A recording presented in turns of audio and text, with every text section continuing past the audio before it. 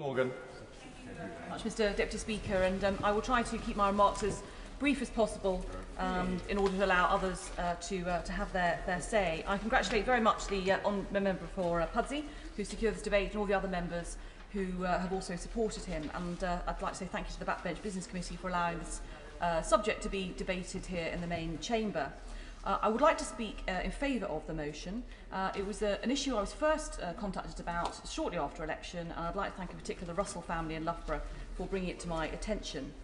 The review is called Safe and Sustainable for a very good reason, and I entirely endorse the statement which I think all members probably received from the Little Hearts Matter campaign, that the review offers a monumental opportunity to ensure that every child with a heart problem has access to the best heart surgery service that this country can offer, and that is what we all, I'm sure, want to see.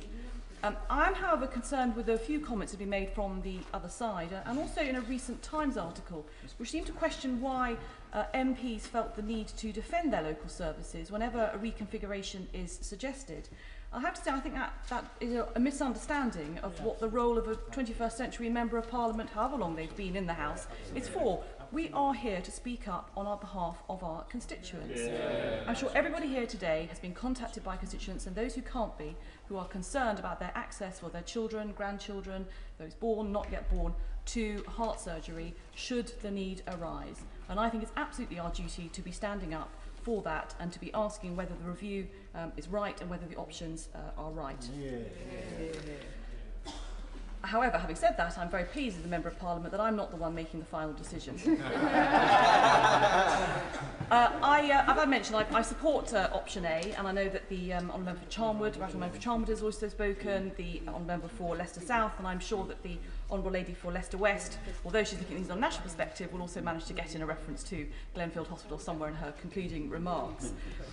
It serves my constituents extremely well, and I'm in full awe and admiration of those who work right from the surgeons, those who run the intensive care unit, all the nurses, and in fact all the many, many staff who packed the Walker Stadium for 2 consultation meetings last Thursday. Option A was both the highest scoring option and also the most cost effective.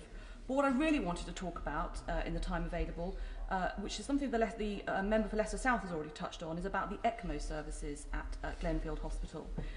Because they treated many of the patients who had swine flu over the winter.